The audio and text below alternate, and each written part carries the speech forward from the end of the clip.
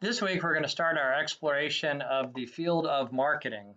And marketing is something that ought to make a lot of sense to you because you're a consumer. You buy products, you make decisions about things that you want and why. And so, as we start this 2 week unit, we're going to take a look at what is marketing.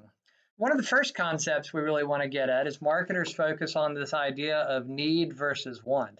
What is it that a consumer needs? And we may market those products differently than those that we want. There are different motivations that come internally from consumers to purchase and consume those products.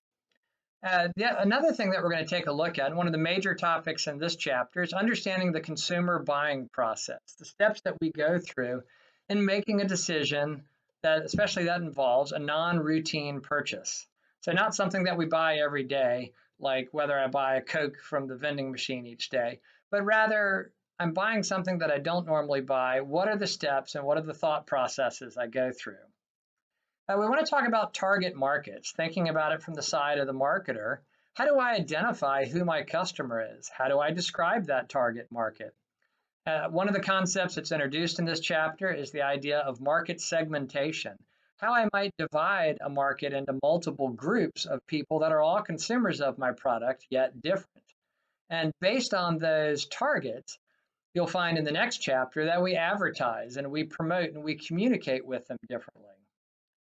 We want to consider also this idea of the marketing mix. And the marketing mix really looks at 4 aspects of how marketing works. There's the concept of a product, and we think of this as the 4 Ps. So product is one, price is another. How we price a product says a lot about it. The promotion that we do for a product, how we reach our potential audience. And then place, which is really about distribution. And that has a lot to do with how do we get the product to the customer? Do they come to us to buy it? Do we send the product to them? Is it a digital product where they download it? Is it a physical product where they have to move it? So all those fall into what's known as the marketing mix. And depending on where the product you're trying to sell fits in that mix and what it's made up of will determine how we go about promoting it, distributing it, sharing it with people, how they use it, how we sell it, how we price it, all sorts of decisions.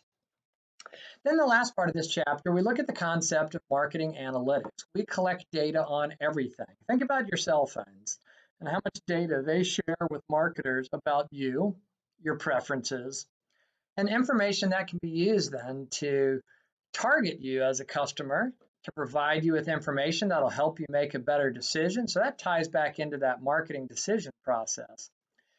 All those topics are introduced in this chapter, and then in next week, we're going to dive deeper into the marketing mix and the aspects that make that up. So I look forward to working with you as we jump into marketing.